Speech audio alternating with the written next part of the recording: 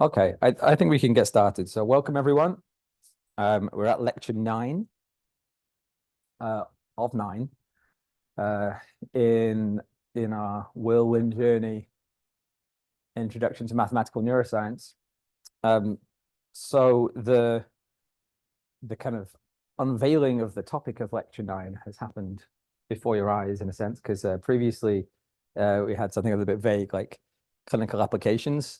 So after assessing a few options, we decided to kind of focus on epilepsy specifically because there's a lot to talk about. So that's the topic of today's lecture. And as with all of the lectures we've done so far, it's necessarily just a kind of dipping our toes into the wide and wonderful world of computational neuroscience of modeling of epilepsy, which is a particularly large field in terms of like clinical applications of computational neuroscience. But it's a suitable one for like rounding off our course and our survey course, because there's a lot of just kind of intrinsically suitable features of this particular clinical application to the things that we've been thinking about over the last few weeks. So as we recall, we went on this journey through the first half, okay, and then we've been kind of looking back to various things we learned and discussed at multiple spatial scales in the second half of the course, okay, and that's going to be the gist with today, but actually we're not going to be dipping too much into micro scale, like single neuron stuff per se. It's more in the kind of dynamical systems and phenomenological description end of things, but it's all neurophysiology and very neurophysiology driven. And for sure, epilepsy is like many neurological neuropsychiatric conditions. It's something that kind of manifests at multiple spatial scales in multiple ways, anatomically and physiologically. And we don't actually understand, to be frank, like exactly where the kind of kicker is, or exactly how things kind of hang together in a fully kind of developed ways. But we know bits and bobs, and we have some idea of particularly some interesting kind of dynamical principles. So that's kind of the gist of what we're going to be going through. So yeah, epilepsy is a neurological disorder. For people who aren't, I guess, familiar with this, like there's in clinical neuroscience, there's neurology and psychiatry, right? And then there's things that are kind of in the middle of the two. Things that are in the middle of the two are, for example, like dementia, which is like traditionally a neurological, like falls under the remit of neurologists, but has like, say, high level cognitive and emotional symptoms that are the type of things that are typically addressed in psychiatry. But epilepsy is like squarely neurology. Like it's and another way of spelling that out is like traditionally the difference between neurology and psychiatry is that neurology is, if you like, the area of medicine where we know that there's something wrong in the brain and we know what it is. And psychiatry is something where we know there's something wrong in the brain and we don't know what it is. And by what it is, I mean like we can point to some feature of cells breaking down, some kind of brain damage, some kind of answer development, right? Things are like very kind of visibly structural, macro or microstructural. And so typically that's like the characteristic of things that are addressed in neurology. And in psychiatry, we don't have as many clear kind of structural and physiological indicators, but also, again, psychiatry tends to be more in the kind of cognitive and emotional space. So just a little side note there. Okay, so epilepsy, yeah, chronic neurological condition, and it's been understood for a long time that the kind of key feature of epilepsy, I mean, understood for as long as essentially we've been able to measure brain activity, because obviously people have an epilepsy for a lot longer than that. But when we started measuring brain activity in people with epilepsy, it was noticed quite quickly that there's a lot going on there. Specifically, there's like excessive and kind of hypersynchronous neural activity. So that is our kind of understanding of epilepsy from the point of view of, if you like, physiologists and computational neuroscientists. So there's, the kind of characteristic, I mean, definitive aspect of the pathology of epilepsy is seizures. There are different types of seizures. This is actually not a full list, but broadly speaking, there's focal and generalized seizures, and the kind of difference between the two is the generalized seizure is when a focal seizure spreads, or something that is initially focal spreads and kind of recruits large parts of the brain. So we're going to kind of think about those two elements of the neurophysiology and the pathophysiology as we go. I've got a little movie to just get some intuition here, and this is going to come back later in the lecture as well. So this is a visualization of recording of a seizure. Play for me. Why is it not playing?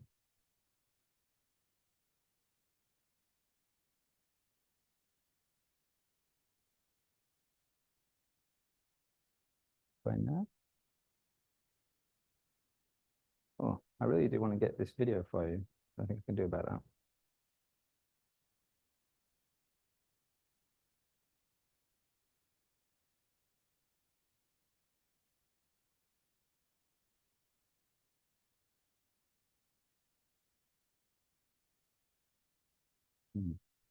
Okay.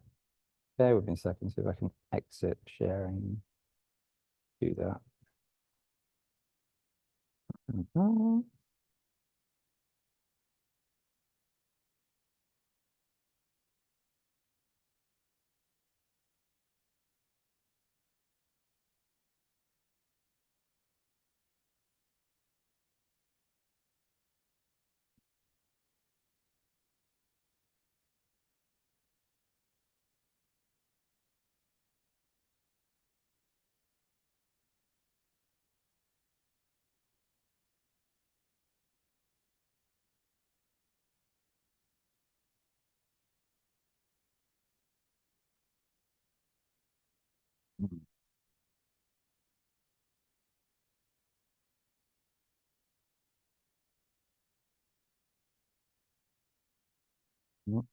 Okay, try something else.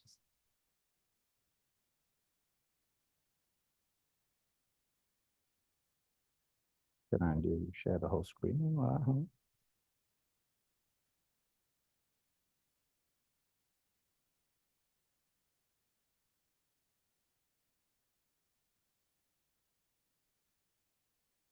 Okay.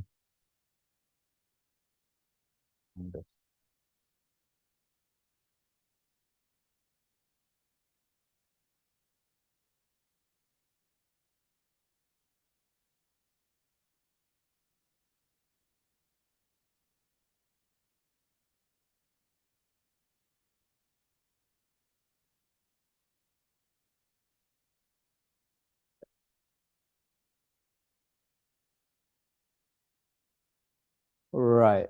I've got a movie playing here. Yeah, I think this is going to be working for everyone now. And we'll see if it continues when I zoom in, but I'll just show it as is like now, and then I'll go back to the slideshow. Sorry for the interruption. So what we've got here is a visualization of measurements of essentially local field potential activity in a patient who has I think it's called stereotactic EEG. So the thing at the top here, you can just about see these little like rows of dots. So these are the little dots are where the placement points, the contact points of depth electrodes, which are like implanted little kind of pins that record brain activity at like every point on the pin. So you can see like this individual has quite a number of them, which is because they have quite a serious case of intractable seizures. That's why you get to this point of neurosurgery. So when the medication doesn't work, the anti-epileptic medications don't work, and so they'll go to the clinic. And if they get to the point of needing this kind of surgical investigation, then these electrodes will be implanted, and they measure the activity of not neurons, but like local field potentials. So kind of patches of tissue that are a couple of millimeters in diameter. And that's what the time series on the bottom are. So the ones on the rows on the top, points on the top are the locations in the brain. The rows on the bottom are the traces of stereotactic EEG activity. And you can see, if you got to pay attention, so the visualization in the brain is like a size of the blob. Okay, so the size of the blob is saying just the kind of amplitude of the firing or the signal at that location. And then what you can see with these traces, the kind of key point, and we'll come back to it, is there's periods where there's a strong, high amplitude signal that then kind of dies down, and it moves around. So if we kind of look just going from, say, the top to the bottom, like the brown, the gray, the yellow, the blue, etc., we have this. So this is like spatial spread, and you see it. I'll play it one more time. You see it as well on the brain, in that like there's a large blob at some locations, and then you see it kind of moves along to different parts. So this is basically seizure activity occurring at certain points, kind of starting from around the medial temporal lobe there, and then moving out to other brain regions. So a complex seizure. So that gives you two little kind of nuggets that we'll be working with and discussing as we go. One is these traces. So what the like physiological recording time series look like, and the kind of location in the brain, as I said, the spreading. Right, so back to the lecture, and let's continue. So that was just to give you kind of intuition. I'm going to go over a little bit of background, and then we'll get into the guts of some computational neuroscience, mathematical neuroscience. So one of the ideas, or just a kind of word really that summarizes this idea, is oscillopathy. Okay, bit of a mouthful, but kind of emphasizing the rhythmic aspect of epilepsy. So, those seizure traces that we saw, there's a lot of features of them that are worth noting, especially when you kind of get down to like really analyzing them. But the obvious ones is like it's high frequency, or it has a frequency component, and it's high amplitude. So that's when we talk about an oscillopathy, or just like high amplitude rhythmic activity, etc. That's the idea. And there's a few interesting features of this. One of them is this drift, this kind of slowing down that occurs. It actually occurs in the period just going into a seizure, but also there's a kind of progression of the frequency of the activity during the seizure as well. So there's a frequency component and a changing frequency component. We'll come back to this. Some analyses of looking at kind of correlations between regions that I indicated that the kind of graph theoretic analyses have suggested that there's a kind of excessive randomness, a kind of loss of structure essentially in brain connectivity measurements during seizures. And the key, we're going to break down some of the main features here. We've got of epileptiform dynamics. We have the onset, the characteristics of the propagation, and the characteristics of the termination or the end of the seizure. And then we have rhythms. We have the coupling, the kind of connectivity, and the general network properties, which kind of depends what network you're looking at and how you're looking at things. But the ones that really matter for us for the time being are going to be the ones on this top row. Well, the onset, propagation, termination. And some of these features, so we have at the onset, low amplitude, high frequency, high amplitude, low frequency when we have spreading, and then we have high amplitude, low frequency when it ends. This chirp is the kind of progressive frequency shift that we'll see in a few slides as well, and a lot of other stuff going on. So there's a lot of rich temporal dynamics that can be identified as like features of seizures in general, specific seizure types. This is just a kind of highlighting a few. So for example, we're talking about frequencies. So there's a certain amount of complexity in the frequency components or the spectral structure. You can see this in a few of these images here. So basically, this is, the frequency signature in one case, one's kind of seizure example here. So kind of spreading across several frequencies. Here we actually have some kind of bistable thing. We have two frequencies, same thing here. So there's kind of different characteristics of the kind of frequency structure that provide a lot of useful information trying to understand the physiology, and there's spreading, as I said. So spreading at a this is definitely one of the things that can be there's like a multi-scale phenomenon. The image that I showed you before, the video that I showed, that was, if you like, macro scale spreading leading to a complex seizure where you have some focus in, typically it's the medial temporal lobe, and then spreads out to other lobes and other like parts of the brain that you can see on an MRI image at a kind of zoomed out level. But the same thing at the micro scale as well. You have like some neuron, a kind of patch of neurons that are seizing, and then that the activity kind of ripples through the patch as well, which is what's being shown here for a kind of multi-unit recording. And this is example of the macro scale propagation as well. So, simple seizure would be kind of relatively little spreading. So you can see the same thing I was showing you before, where we have the dots here are showing the traces, but the colored blob here is where the high amplitude activity is. But essentially, as I said, simple seizures like minimal spreading, complex seizures when we get spreading to distant regions. Okay, so the key thing here is it's spreading to the other hemisphere. So we have I think the initiation on the on this side on the left, and then spreading to the right. Although this would be just on the right, so maybe. Although I think this would be this. It must be starting on the left here if it's larger. In any case, you see like recruitment of multiple brain areas, including all the way over in the other hemisphere, which is a long way away.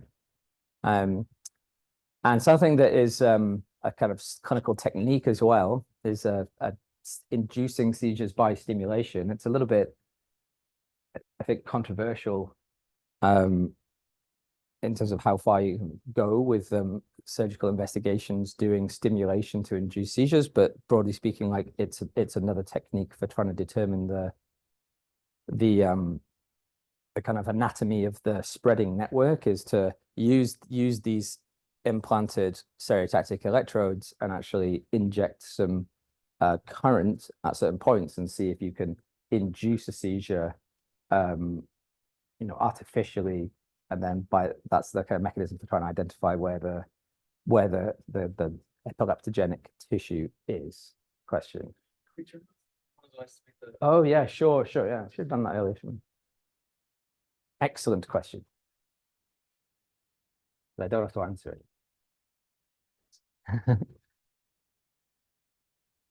I'll do. Okay. So the propagation, this is going to come back at the end as well. So we'll revisit this. We'll move for the next kind of middle part of the lecture, thinking about the more kind of local aspects of the physiology and dynamics of epileptogenesis. So the things that we don't really have a handle on yet, I have an incomplete understanding of, is the cellular and the subcellular contributions to the generation of seizures in general, and kind of the thing that leads an particular individual to develop epilepsy in the first place. I mean, it seems to kind of span a lot of different factors, that there are well-identified cases where it's kind of, it's obvious it has a particular genetic signature, it has a particular, cellular manifestation that's kind of well understood. Certain types of brain damage as well can lead to epilepsy, or can lead to kind of seizures, and that's something that's, I think, reasonably well understood. But broadly speaking, like, we're not really at the point where we can give full explanations for what the cellular and the subcellular synaptic and network ion channel, etc., drivers of this are. And I'm not going to try and really tell you much about that either. But what we can say something about is the dynamical features of some of the aspects of epilepsy, epileptogenesis, and epilepsy seizure suppression that we might be interested in. And we're going to draw on some of the things that we saw in earlier lectures, not specifically Hodgkin-Huxley, but the general idea of excitation, inhibition, and EI balance. Okay, so we saw EI balance a few points, and we had excitatory neurotransmitters and inhibitory neurotransmitters, and then the kind of balance between these two leads to the genesis of oscillations. Seems to be quite important in a lot of the ways that kind of brains do things. And our kind of classic model for this, of course, is Wilson-Cowan. So people will remember Wilson-Cowan. We'll come back to this with some equations in a second. We have an excitatory population, an inhibitory population, and then our inhibition is coming from these connections from I over to E and onto itself, and our excitation is coming from connections of E over to I and back onto itself.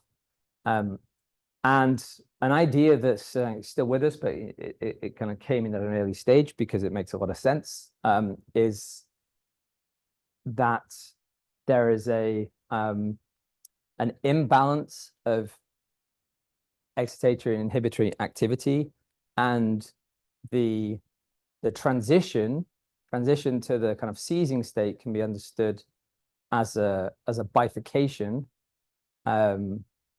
and a bifurcation kind of moving from a kind of stable regime into an unstable regime, or a stability shift. So we had this in one of the models that we were looking at earlier on. This is the Fitz-Nagumo model.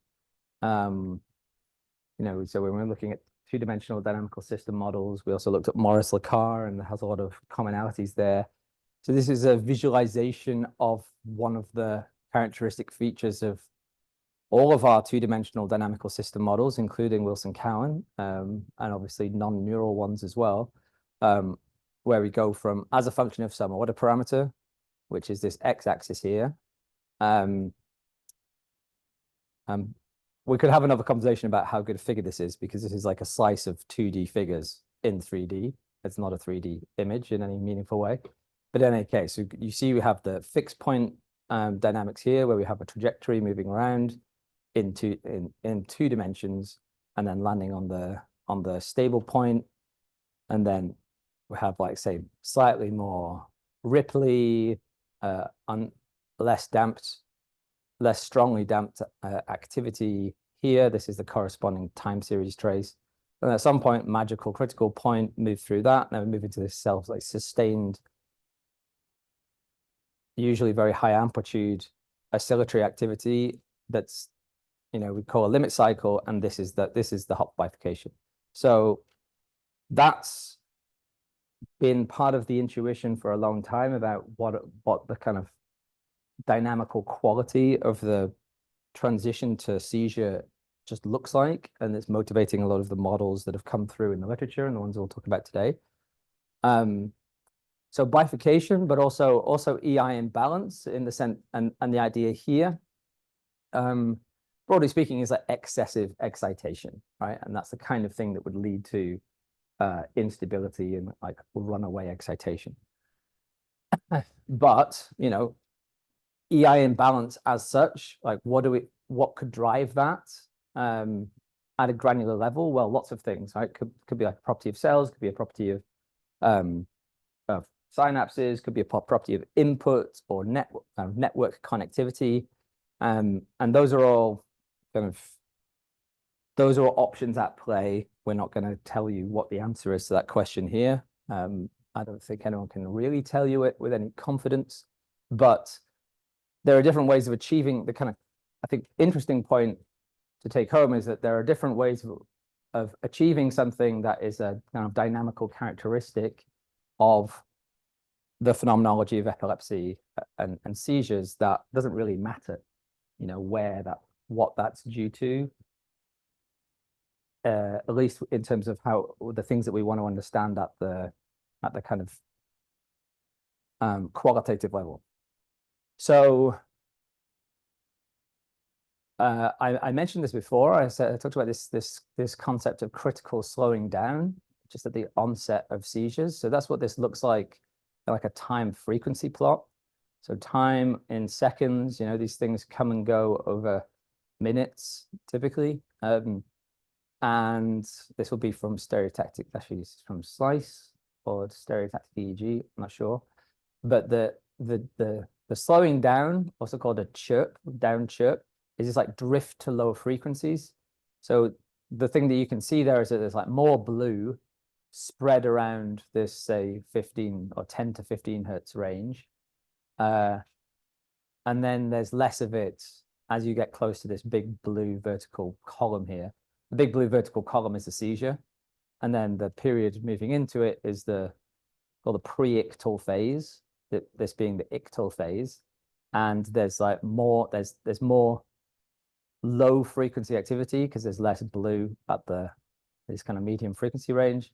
And that's what these arrows are showing here. So this is a down chirp. It's down because it's slowing down, but the frequencies are, if you can see, kind of inverted, right? So it's low frequency at the top, high frequency at the bottom, but it's a down chirp, and also called critical slowing. One of the interesting features of seizure dynamics over and above, the presence of oscillations and high amplitude activity. Yeah. Yeah, the excited signals at the signals, so it causes these seizures. So how long do they last? Like, and how do we create when a person gets? So I think so. Tens of seconds is I think the kind of common range, but in a serious case, minutes, and clinically, like the longer seizure is going on, the more dangerous it is. But there's a range of durations. I mean, you can, and there's like micro seizures as well.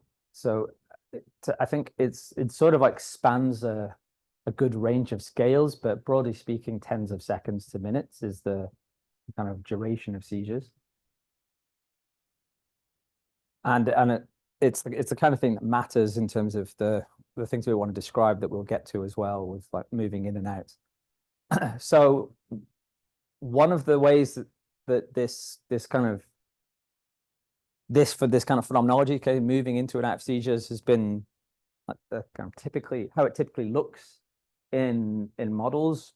I'm not going to go talk too much about this one, but I'm just showing you kind of an example, is that you've got some dynamics, some sketch circuit of some neural elements, pyramidal cells, inhibitory interneurons, kind of mix of fast and slow activity and excitation and inhibition. In this case, this is the Wendling model, which is one of the more kind of, I'd say, influential models of seizure generation, although we're not going to talk about it too much after this slide.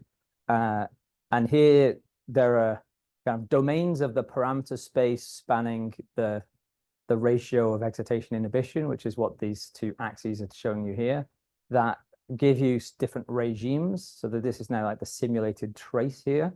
And the main point here is that if you kind of look at this, like this block, this block, and this block, which are like indicated by these flat points here, then we have a different frequency structure, and these correspond to different locations in the parameter space of the EI balance, in a nutshell. And they're different domains because they're kind of color-coded, different colors here, and color-coded by their dominant frequencies. But this is, we'll kind of look at the progression and the state transition aspect of this in a little bit more detail with the epileptic model shortly. But this idea of like moving between regimes that are kind of defined by a certain frequency or defined by a certain kind of dynamical signature, that's one of the main characteristics of epilepsy models. So it's like, this is the healthy regime, or the interictal regime, preictal regime, ictal regime, different stuff going on in those locations of the parameter space. So if we kind of work through one example of how this is studied in computational neuroscience, this is some work from Isan Negibani a while back using a Wilson-Cowan model that I showed you the sketch of a few slides back. It's actually a Wilson-Cowan neural field model. So it's got a one-dimensional neural field. So in other words, continuous space, one-dimensional continuous space denoted by our X variable here, and then T denoting time of our E and I populations. And we have the usual expression of the like Wilson-Cowan equations, where we've got inputs, like self inputs, if you remember the diagram here. So WE, that's the kind of self connection on E, and then the connection from I to E. And then conversely with the inhibitory population, connection from the E to the I, self connection from the I. And then because we have inputs, we have actually two separate inputs here, P and Q. So we're just a kind of constant input to the entire field. That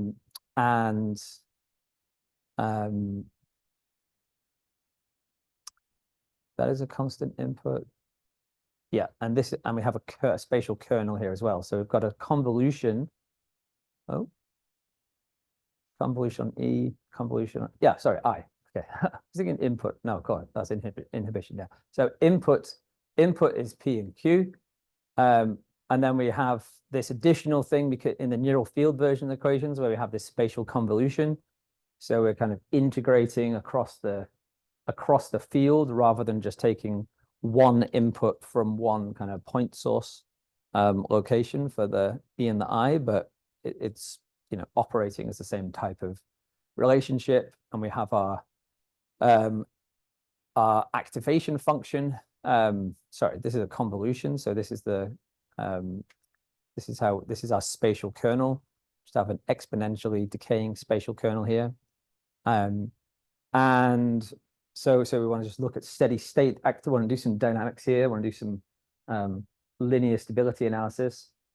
So we set time derivatives to 0 and space derivatives to 0.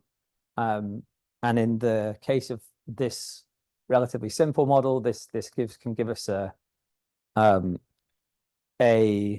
like closed form solution for the Jacobian with this exponential ansatz. It's kind of assumption, assertion that we can decompose the spatial and the temporal components of the modes of the solutions, or the eigenmodes of the Jacobian.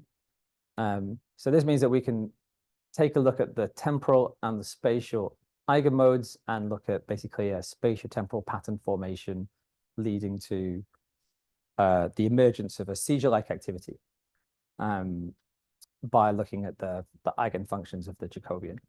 So what we're looking for then is like basically the eigenvalues of this guy, and like are they real or imaginary? Like, do they have a non-zero imaginary component, and are they positive or negative? So this is a bifurcation diagram as a function of P. You recall P was the input. That's often what people do bifurcation diagrams on with Wilson-Cowan equations, I think, because it's easy.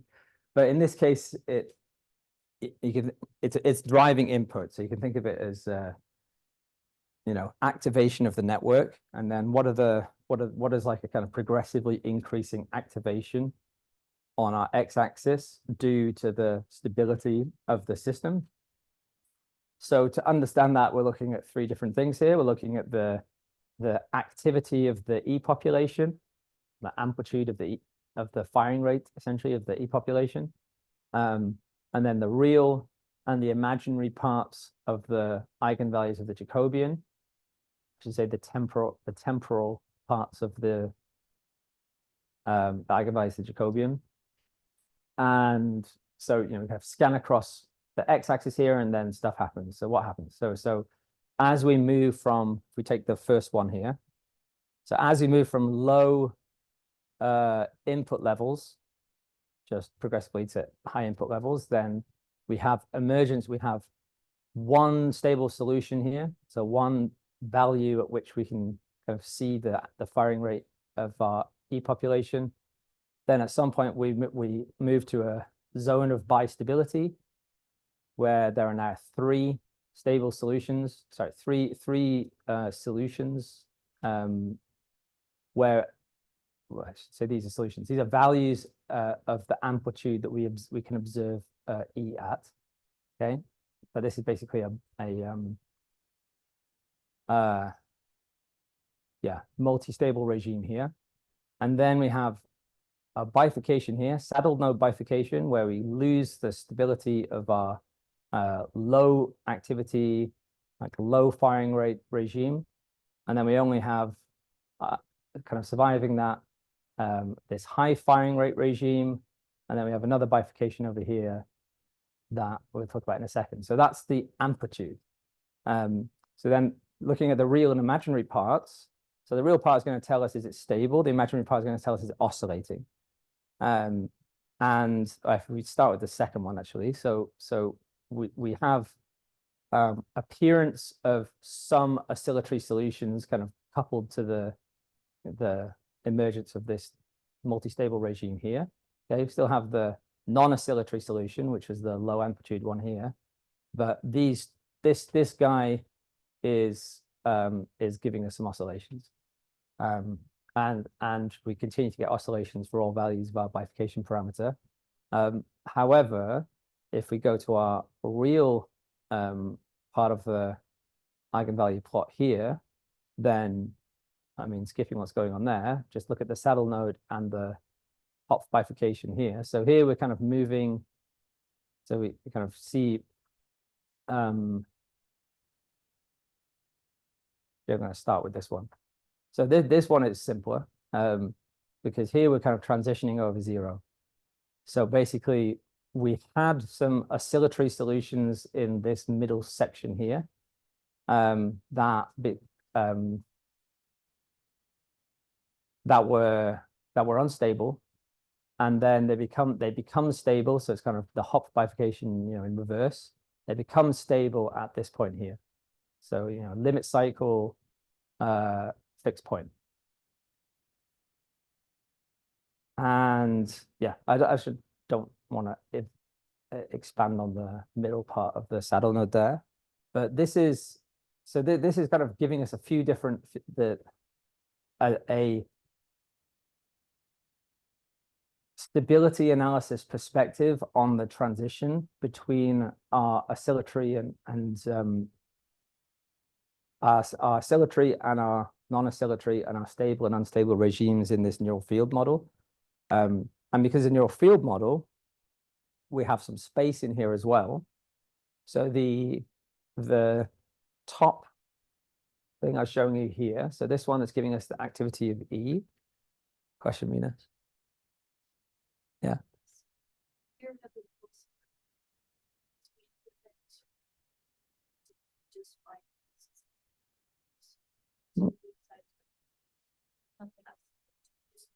That's exactly right.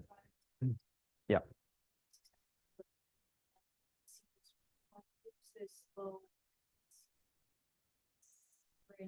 Mm-hmm. Would that represent the profile we saw? Yeah. Yeah, so this is kind of the emergence into the oscillatory regime, this saddle node bifurcation here. But yeah, the kind of main thing I want to talk about here is actually just the emergence of these spatial oscillations, and then we've got a lot more on the saddle node and I'm moving in and out bifurcations in a few slides we'll have different perspectives. So I think and with time series as well. So I think that's going to be the better point to maybe have that discussion. But the idea, anyway, just finishing this off. So this was a one-dimensional neural field model. So we have some space as well as time. And so we have it's got a Turing instability. So we have an emergence of some spatiotemporal patterns. In this case, the spatiotemporal pattern is it has a spatial frequency. As you can see, we have high amplitude, high amplitude, high amplitude, high amplitude, like rows of high amplitude, okay? And also temporal, it's kind of oscillating. So the analysis that we're doing here, we can kind of plot it out in as a function of the spatial wave number, called the Q term in the spatial part of the eigenmode decomposition that we looked at earlier, and then the y-axis here is telling us the frequency of the dominant eigenvalue. So frequency in the temporal wave number, I guess. So here what we're looking for is the x-axis gives us the kind of spatial frequency. And then when we have some lines that are kind of crossing zero here, they have non-zero frequency. So they have some temporal component. And this gives us a kind of picture on the emergence of this kind of spatiotemporal pattern, and gives us numbers defining their frequency as well. So the idea here, to kind of continue the point I was making here, is this is an analysis of the stability properties of a neural model, a simple neural model that we can point to and see some phenomenological features of epileptic activity in a kind of general sense, in a qualitative and heuristic sense, as in moving into an oscillatory regime, and moving into oscillatory regime that has some kind of spatial structure as well, some kind of spatial component. And we can do this, and the field kind of has done a lot of this. One of the issues to some extent is that there's well, it gives us some idea on, if you like, the general picture on the dynamical qualities of these neural models when we can kind of explore their stability properties. But they are a little bit artificial, in the sense of we aren't really looking at time series. In this example I showed here, at least, I'm really looking at time series that look like epilepsy. It's showing us emergence of instability, moving into and out of a stable, unstable regime, characterizing the eigenvalues and so on, but doesn't quite have, if you like, the type of thing that would satisfy a physiologist, which would be a time series that looks like the things they measure. Question from Ravindu said, quick question about seizures. Do the inhibitory neurons control excitatory neurons from acting alone and progressing to activity levels that lead to a seizure? If so, is there a critical point we should solve for from the Wilson-Cowan model or any other model that describes this shift in a neuronal system? So Ravindu, I mean, yes, exactly. So essentially, almost any neural model of this kind, where you have your excitatory, some inhibitory feedback, it doesn't even need to be an inhibitory population. You can just have inhibitory feedback, as in a kind of self-connection that's there's a kind of self-friction. But typically we've got excitation inhibition, and yeah, if you don't have sufficient inhibitory feedback, then you will get explosion. All right, you'll have instability, and that is like, from this perspective, like this is what we would call epileptic. And that's, if you take a kind of broad view of the computational neuroscience field, you actually see that there's kind of two ways in which that's treated. One is that we don't care about that bit because it's either quote like non-physiological, or it's it's unstable, like by definition. And this is like the part of parameter space that we're not going to worry about. That's if you're not studying epilepsy, right? If you are studying epilepsy, then you're like, well, this is the part of parameter space that I am interested in, because this is, or at least like the moving in and out of that part of parameter space, and then that becomes the object of study. But even when you're not looking at epilepsy, your models have that like epileptic parameter space zone, and you know that's the parts of your parameter space where the excitation isn't being balanced sufficiently. So yeah, it's basically always there, and it's either studied if you're studying epilepsy, or just ignored if you're not studying epilepsy.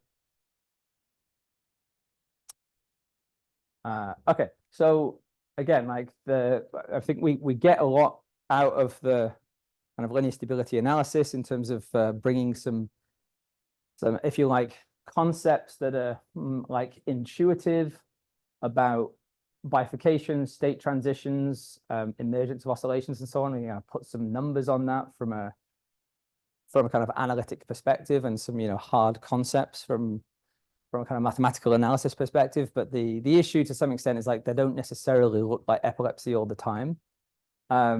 So what we're going to kind of conclude the rest of the lecture with is taking a close look at one of the more I guess successful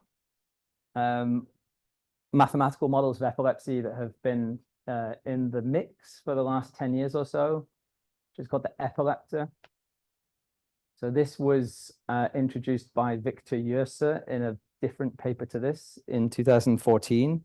And the idea, there's a lot of ideas, but part of the idea, kind of starting point, I guess, is that this is a phenomenological model of epilepsy. So this is not trying to directly do actually what we did on the previous, shown the previous example, and some of the other ones I didn't go into too much detail. It's like, this is a model of some neural system, and then this is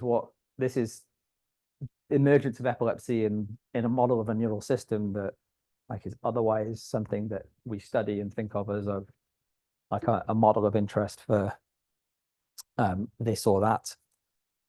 The idea of Epileptor is slightly different, which is like start with the qualitative features of seizure dynamics, develop a qualitative model of particularly the kind of dynamical systems perspective of seizure time series, essentially, and kind of focus on that.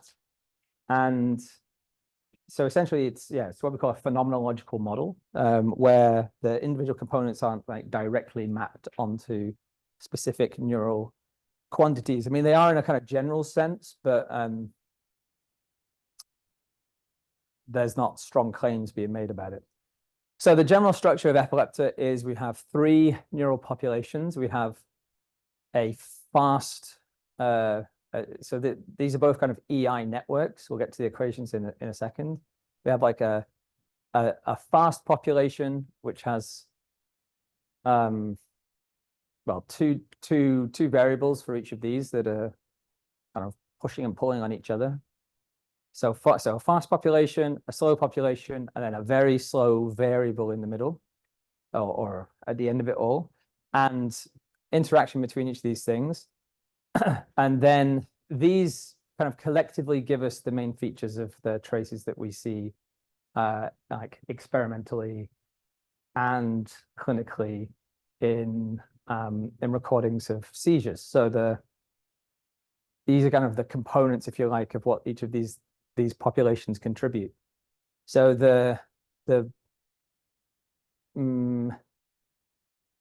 Let's start with this one, if you like.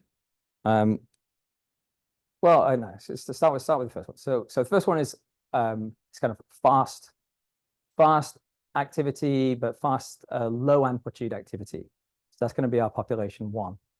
Our population 2, it's slower than this one and higher amplitude than this one. So it's still giving us oscillatory activity, higher amplitude, slightly slower than this, and doesn't give us kind of, so there's sharp transitions in this that are not seen so much in this. And then our third component, which is just a single variable, these are both pairs of variables. This is just a single variable, is doing this. So this is on a time course of, you see 20 seconds there, so kind of tens of seconds. And it's basically just moving up and down, up and down, up and down. And the term for this in the epileptic lingo is the permittivity variable. But the role of it is to move the system in and out of seizures. So that move the system in and out of seizures on a time scale of tens of seconds. So that, and surprise, surprise, the way it moves it out of seizures is like when it's high, it's kind of beyond a certain point, then you get the seizure, and then when it reaches a certain point, it starts to go down. But essentially, when this is on the descending limb, then we move out of the seizure, and then going back up again when permittivity is past a certain point, then we move into the seizure. So the Z variable controls moving in and out of seizures. The first two control some of the finer grained temporal features of the waveforms. Thanks. Okay, question from Shirin. Shirin said, last session we talked about noise driving state changes. I was wondering what happened to noise dynamics in epilepsy and the role of noise in the equations you discussed today. That is an excellent question, as always, Shirin. I haven't got anything in any of the rest of the lecture on noise per se, but the analysis of it, I mean, in the previous example, like the analysis would be similar to what we did with the input. If we kind of thought of the amplitude, if we thought of a stochastic version of the neural field model, we kind of had an additive noise term that we can parameterize by its standard deviation, then we could do a bifurcation analysis, bifurcation diagram on the noise standard deviation as the bifurcation parameter. And I think it basically behaves pretty similarly to the input amplitude in the context we were looking at here. But yeah, I think the answer is yes, but I'm not going to tell you anything particularly interesting about that today. So sorry. But again, good question.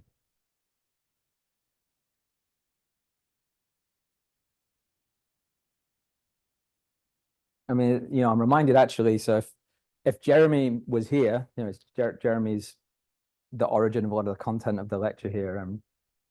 He has a particular interest in the lack of noise in the sense of heterogeneity being something that is a feature of seizures and a feature of some of the pathology of seizures. So it's like the variability promotes stability. And if you think about variability as a type of noise, right? You remember when we were talking about noise, I was talking about, well, we can kind of define noise in a million ways. The sense of noise that relates to heterogeneity, and kind of deviations from homogeneity, has a stabilizing effect. Maybe slightly counterintuitive, which is why it's interesting. Okay, so keep going. So the equations for epilepta, I mean, everyone who certainly who I talk to, who works with this model or just has some knowledge of this model, kind of, oh, something's going wrong. Okay, put this one here. We want to plug. I think it's probably this one. Is a power thing. Okay, now.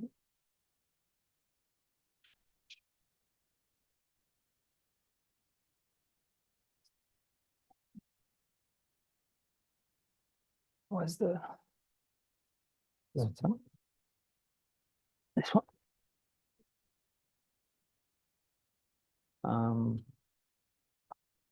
No, it's not. So having a little crisis here, guys, because it says the power's going to go. So bear with us.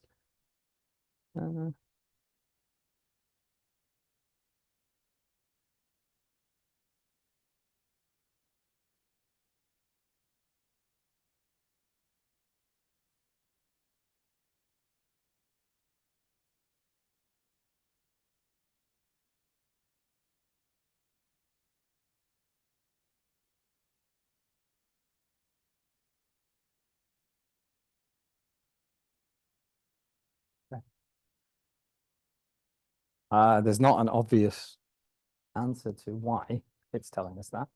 So hopefully everything will be fine. Pars is seeking help. Yeah, it might be actually. What is this?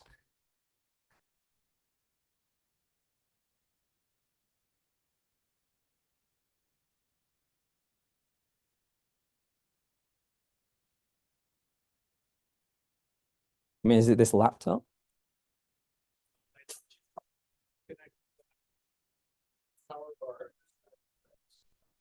Oh, I think I just fixed it.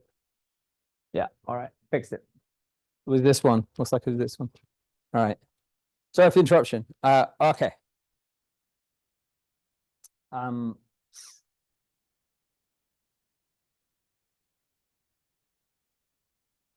Okay, I'll just answer Sharon's question because it's a follow-up. So you said, sorry, but what did you mean by lack of noise in this context? As in epilepsy is not noise issue, or that when seizures happen, noise isn't registered? Okay. So that's not anything I'm talking about in this lecture, so don't quote me as such, although it's all on camera, so hard not to.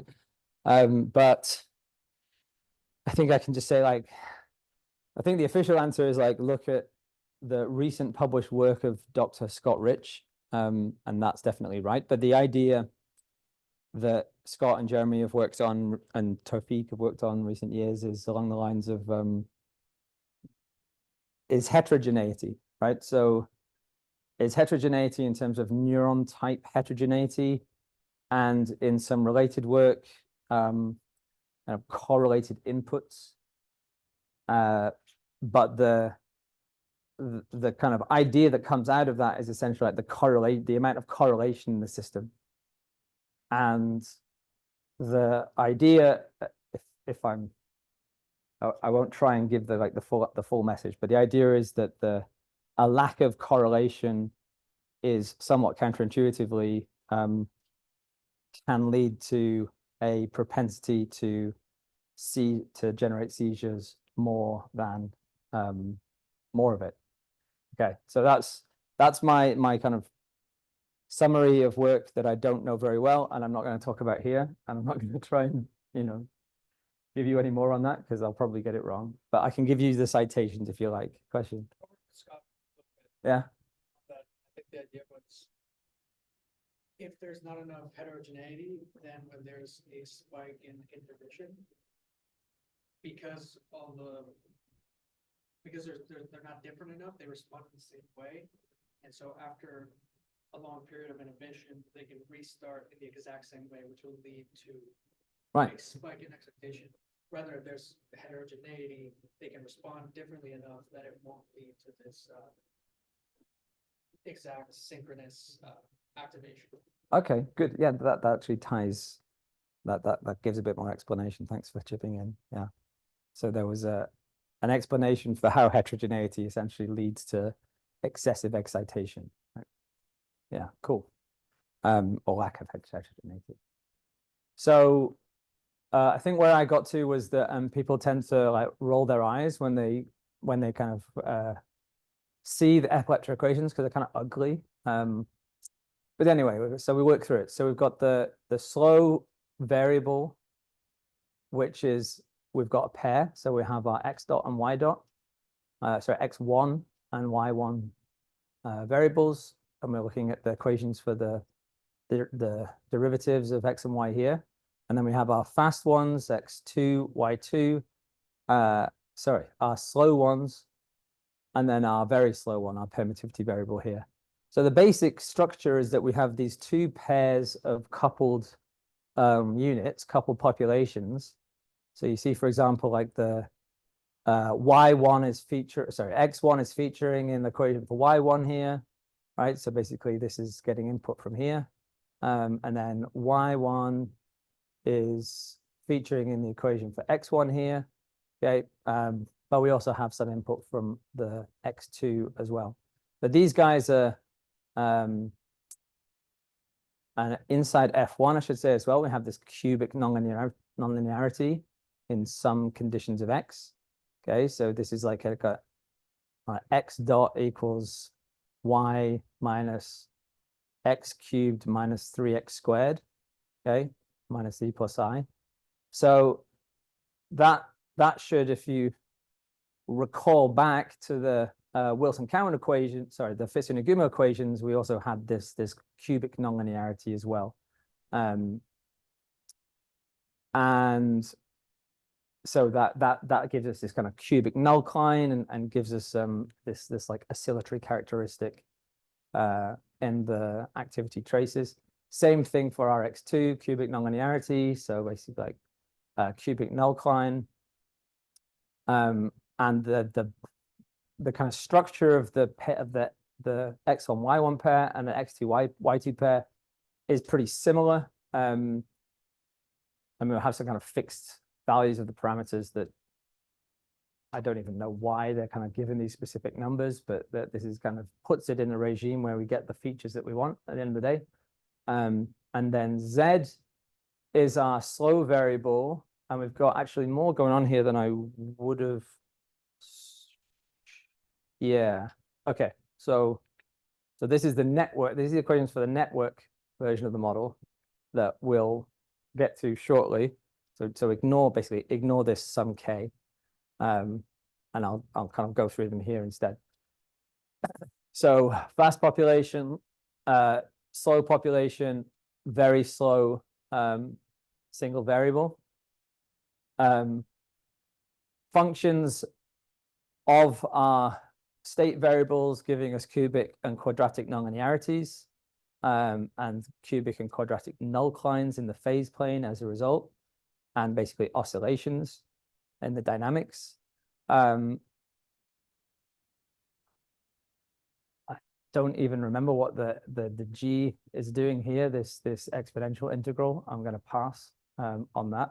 But the key thing that really matters for understanding the structure of the epileptic model is, as I was just describing, we have these two, if you like Fitts-Nagumo like pairs, the x1 y1 and the x2 y2, and then the Z, and then the behavior of the Z. So the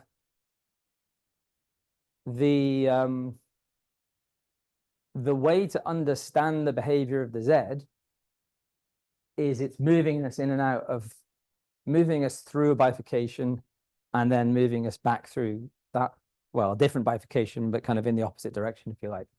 And that's the kind of concept of the seizure in this model is like there's an actual, I guess, a slightly subtle point, but like there's unlike where we did the linear stability analysis before, and we did this bifurcation diagram as a function of P, right? So that was like the input level.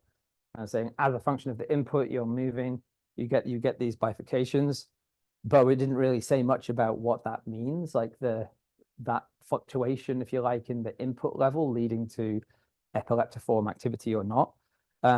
It's kind of implicit. It was saying like, well, this is where you move into seizure when you cross the bifurcation. So in epileptor, it's like that role that the bifurcation parameter is doing when we do the bifurcation, when we do linear stability analysis and generate those bifurcation diagrams, that's actually like incorporated into the model as a dynamical, as an equation, as a state variable. So I mean, strictly speaking, it means that this is like no longer a bifurcation parameter. This is now a state variable. But essentially, you can think of the Z, the permittivity variable as behaving like a bifurcation parameter in a bifurcation diagram. And yeah, so we'll keep going on that. So the idea, so some more of the ideas that got into the formulation, there's actually quite a lot, though I'm not summarizing all of it here, but two of the main ones is that seizure onset occurs through a saddle node bifurcation showing a direct current shift, so a kind of big drop in the amplitude of the state variable. In the transition between the so the non-seizing state, interictal, and the seizing state, the ictal state. So this DC shifting, this is just something that's a consistent observation in the physiological recording. So that's why that's been kind of incorporated into the motivation. So saddle node bifurcation at seizure onset, and then seizure offset is going to be occurring through a homoclinic bifurcation, where the kind of key temporal feature there is a log scaling of interspike intervals. I don't think I'm going to show you anything more on the log scaling thing, but that's part of the rationale around what the features that it's trying to capture are. So a kind of intuition here, it is in these largely heuristic diagrammatic two-dimensional phase planes here, 2 and 1-dimensional actually. So seizure onset, we have a progression of seizure onset going from left to right here, and then we'll do the same thing for seizure offset. And the idea, the top row here is just representing the idea with respect to like local minima and the, well, stable, local minima or attractors, and the emergence, the change in the structure of the phase space as a function of the bifurcation parameter, which is the permittivity variable. So basically, this is like brain state in the preictal phase, and then we have the line here, the kind of landscape that it's on, that's like the parameter space, sorry, the state space. So it's kind of happy being in the and again, this is not like numerical as such. This is just a kind of giving you a sketch, but a sketch that's in sort of dynamical systems, visual language. So we have this attractor here in sense of like a local minima, and then we're going to move into our seizing regime, and then we have the loss of the local minimum here. So that little well is going to disappear, and so our ball has to roll down the hill and go there. Okay, so this attractor loses stability, and this becomes the only stable attractor. So this is where the system has to go. That's the heuristic on the kind of energy landscape. In the dynamical systems geometry kind of perspective, which is like more or less the actual phase plane of the model, but this is still largely diagrammatic here. So in this case, we have two stable locations that you can be in the phase space, this like here and here. So this is if you like healthy activity, this is seizing, and these are separated by this separatrix here down the middle, that has an unstable fixed point in the middle. So the flows, the phase flows will never cross a separatrix. That's what the meaning of a separatrix. The phase, so you'll always stay, if you're on the left-hand side of the line down the middle, then you'll always move over here, and this is where brain activity is when it's not exhibiting seizures. We do have the, if you like, coexistence of the like pathological states from the point of view of the like holistic structure of the phase space. It's there, but you don't get there unless there's something that moves you there. You're not drawn to this tractor by anything in the in the phase flow structure of this left-hand side of the separatrix. But the thing that happens with the seizure onset, so we have this loss of stability, so the landscape changes, and what happens is that the unstable attractor here collides with this stable attractor and destroys it, and then what we have left over is just this. Okay, so this loses stability, this is the only thing that's left. And so all points in the phase space now flow towards the limit cycle. So that's the idea in terms of like the bifurcation structure of the seizure onset. It's like loss of stability of this stable fixed point, emergence of a strong limit cycle attractor that draws you into having a seizure. And then a kind of the same thing more or less in reverse with seizure offset.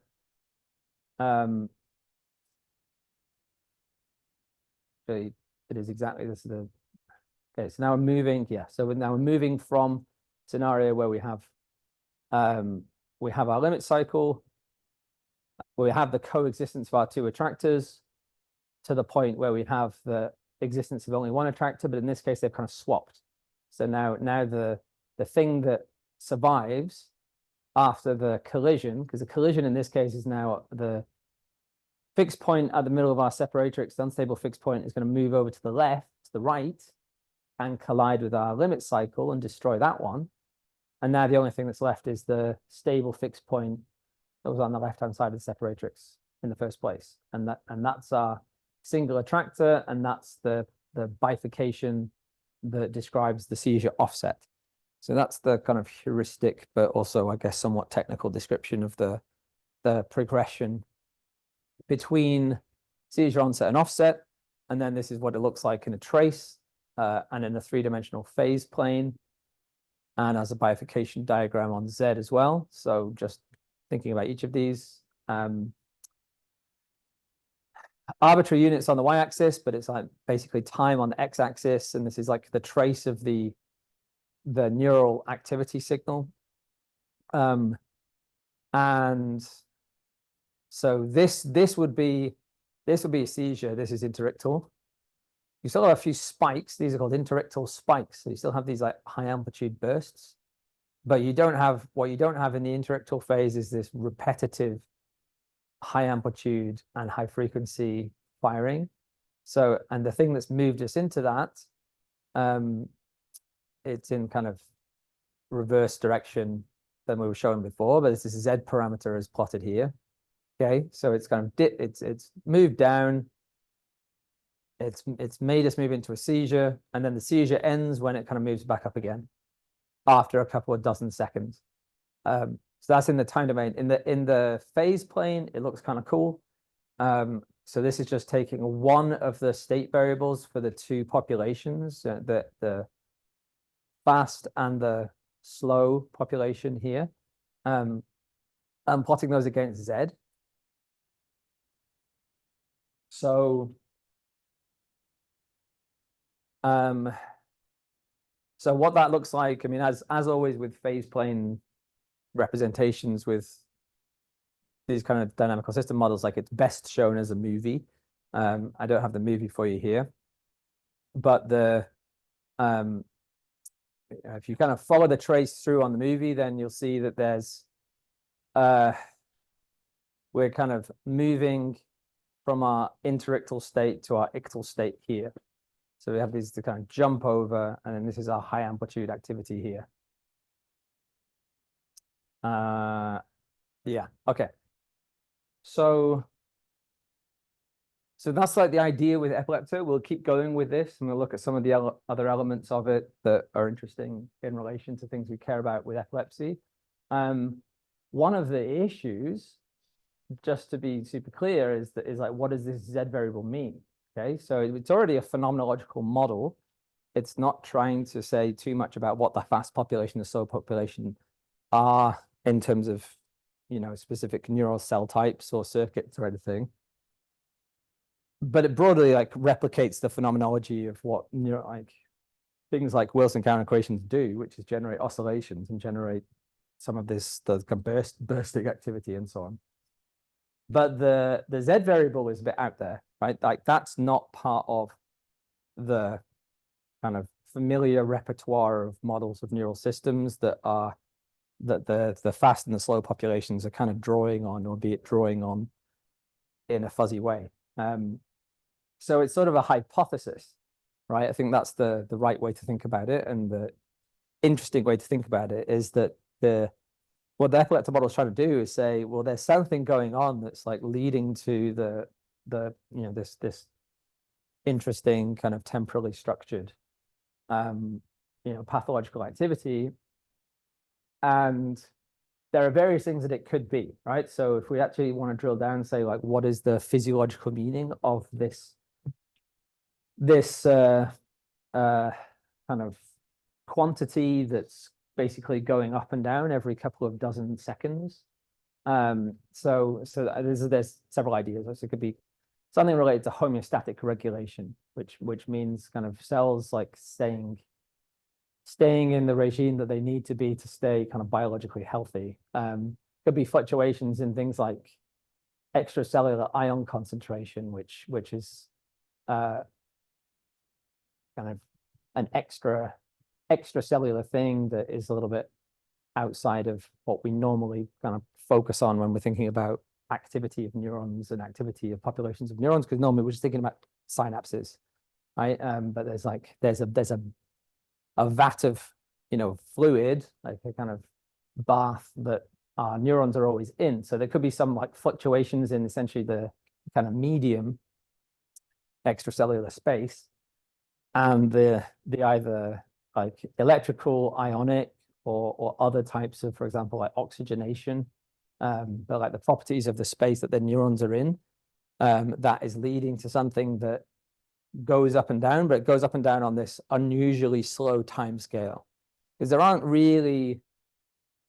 really anything that we traditionally think of as components of the like some of the like primary components of neural circuit architectures that fluctuate on tens of seconds.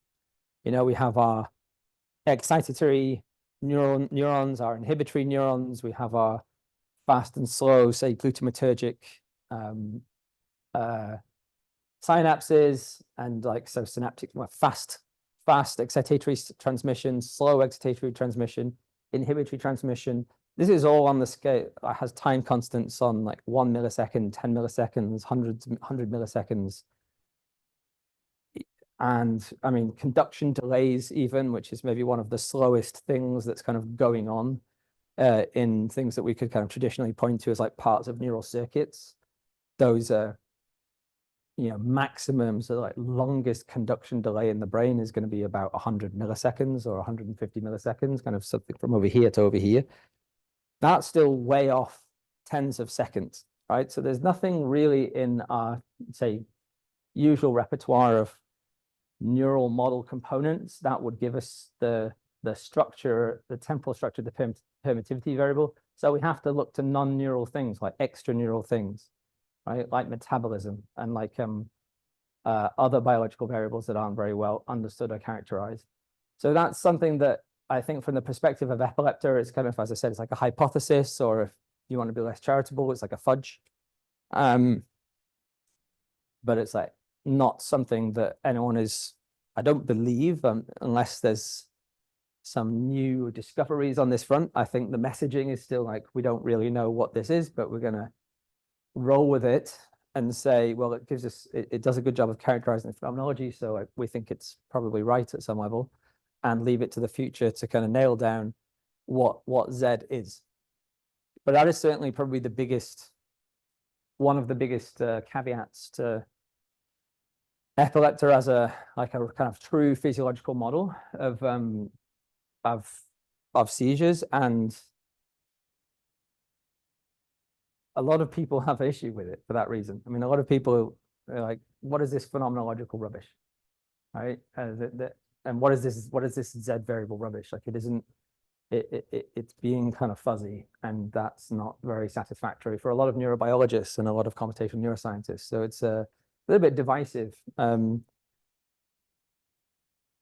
terms of like how, I guess, how much people buy the argument that I've just giving you about like having a phenomenological perspective is valuable in terms of describing things at a certain level, right? At a certain qualitative level. So these are the kind of arguments that computational neuroscientists have, whatever, over a beer at the end of the day. I guess probably in the literature as well.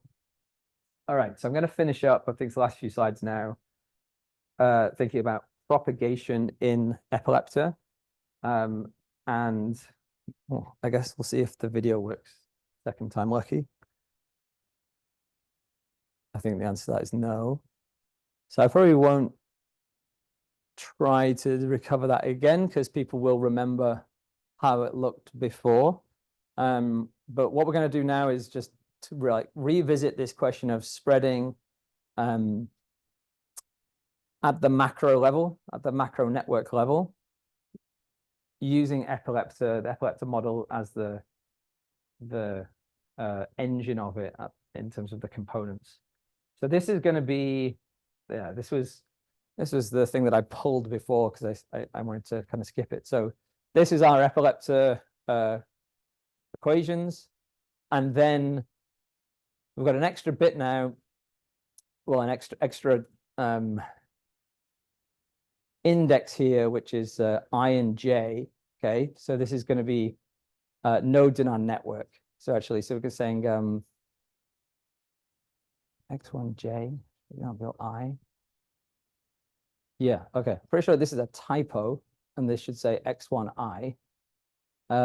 And so this is our index here now is network node. So we're now kind of doing the thing that we did before, and I'll go back to that. But this should be familiar. So this is now at whole brain modeling. Okay. So if you recall, the idea with whole brain modeling was to kind of take some model of our local dynamics. So in this case, it's going to be epilepta, right? That's going to be the thing that's giving us the units, just telling us what's going on at each of the nodes in our network. And then the connectivity is coming from something along the lines of white matter structure, all these little lines here connecting the nodes in the network. That's the structure of the graph. And then this plus this is going to give us this, the simulated neural activity. And actually, in this case, it's not one of the little diagrams here, but it'd be principally stereotactic EEG, which is the depth electrode recordings with the kind of surgically implanted electrodes that I was describing to you before. But that would be like the activity that we're wanting to describe, and particularly the epileptic activity, the epileptiform activity. So whole brain modeling with epilepta does exactly that. So as I said, we kind of extend some indices to our epilepta equations where we've got a network of I nodes, a network of N nodes, subindex I for each of them. So this is now going to be the dynamics for each of the nodes in the network. And then there's going to be input from other nodes in the network moving via this permittivity variable. So what that's going to do is basically increase the amplitude of the permittivity or influence the amplitude of the permittivity according to the amplitude of the vast population activity, X1, at other nodes in the network. And what this is going to do is allow for spreading. So the components of this, I already described on the previous slide, but we have basically a weights matrix and a lengths matrix. So we have some connections, some undirected graph telling us how things are connected, and we have some delays matrix. Those are some components going into this. And then we're looking for now a model that can show us the type of things that we saw in the complex seizure example, and also in the video that I didn't play for you this time, which is like activity at some focal point and then moving to other nodes in the brain and like nodes that are far away. So the way that's done, and this is, if you like, the main focus of the work with the epileptic model. So I've given you I've given you a pretty brief, just high level take on it, but I've gone through the epileptic model at the kind of equations level and the idea motivating the characterization of the bifurcations in the moving into and out of seizures. But the main thing that the model is actually used for, that this approach is actually used for, is trying to describe this seizure spreading and particularly trying to offer some solutions to how you can prevent it surgically. So the rationale here, or the way this is done, and we'll see, I think, a little bit of this in the tutorial, is so we have some graph. So if you remember, you just take the image I had hit. So I have a network of brain regions. Each of these is going to have an epileptic equation sitting around, and then there's going to be one difference between the parameters of the epileptic equation for each of the nodes in the network, which is the value of a parameter that is, if I get the parameter here, it's I think not on this slide. I don't think it's T that. Sorry? X naught. Oh, there. Right. Okay. Yeah, sure. So it's going to thanks, Parza. So this is going to basically scale the amplitude fluctuations, so the kind of contribution of the permittivity variable to the behavior of the system. And essentially, like, the idea is we have now some regions that we're going to call epileptogenic, and some regions we're going to call, I think the word they use is healthy, but non-epileptogenic, or non-epileptogenic, I think NEZ. Maybe we see in some of the figures. It's not in this figure. And then some others that are in between the two. So the difference between these is we've got nodes for whom basically that X naught parameter is at a value where that node will spontaneously generate seizures. And I'm probably going to mention that. I don't think I did mention that before. Like, the key thing about the epileptic model that is kind of not really there. One of the problems that it's kind of addressed when it's introduced is this idea of, like, moving into and out of seizures, and the process of moving into and out of seizures.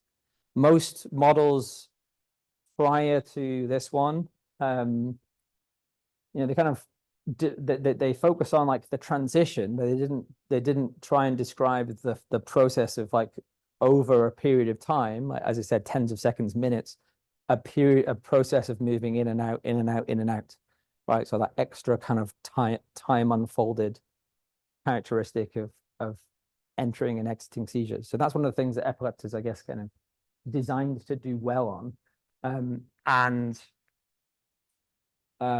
it's a spontaneous thing, right? So it's not noise driven. It's not a stochastic model. It's not being pushed around. It's like a deterministic nonlinear differential equation. And you can basically tweak and tune the extent to which it generates seizures spontaneously by this parameter we call the epileptogenicity parameter, the value of which differentiates these different node types, if you like, in the graph. So if the epileptogenicity parameter is high, then that brain area will spontaneously generate seizures. If it's low, then it won't. And then we have this kind of intermediate value of epileptogenicity parameter. I say low will be like, you can't ever get it to seize. And then the one in intermediate is they call para-epileptogenic zone. So these are brain areas that, like, won't spontaneously generate seizures, but if they're nudged by a kind of, structurally adjacent in terms of the connectivity graph region, then that will push them into seizing, and that is the mechanism of seizure spread, right? And it pushes them into seizing by nudging their Z variable, because that's the one that's coupling the nodes in the network. So they aren't being coupled by these other variables here. They're being coupled via their epileptogenicity state variable. So that's kind of the setup for the use of epilepta to kind of describe what the structure of, like, a brain that generates seizures and a brain that doesn't generate seizure is.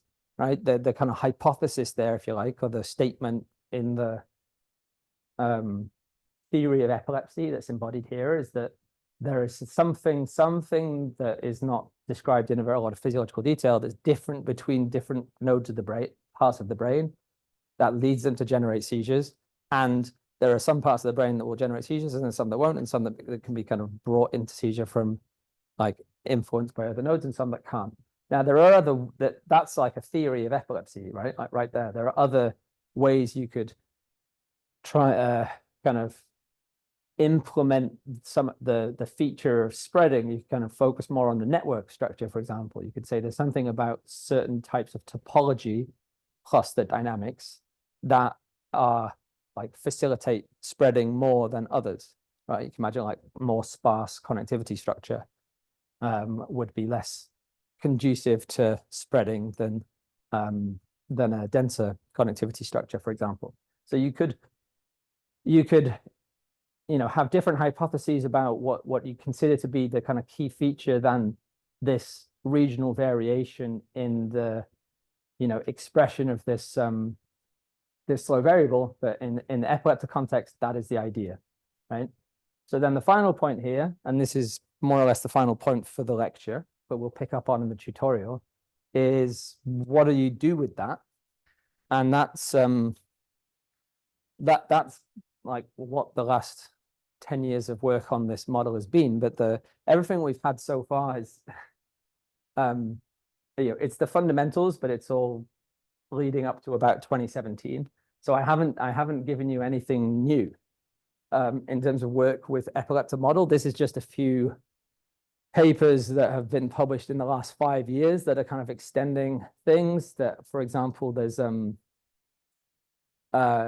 kind of new work from this group on parameter estimation. So it's kind of trying to do more like data-driven estimation of parameters of the model. This is pretty impressive work, in my opinion. There's like updates on the construction of the models that tend to have these titles, like virtual epileptic patient. Gets attention in outlets like Nature, and in some sense, the most important one is this clinical trial that is still ongoing called Epinov. So this is so in other words, like there's a full blinded stage 3 in the I think at least the kind of US lingo clinical trial on computational neuroscience driven brain surgery, right? So that's kind of quite a wild thing to say. It's quite of a strong sentence. Like there's not very many, I don't know if there's any, to be honest, but like it's certainly not common for this theory driven, and this is like intensely theory driven, right? The model that we were talking about, it came from a kind of deep dynamical systems analysis of the bifurcation structure of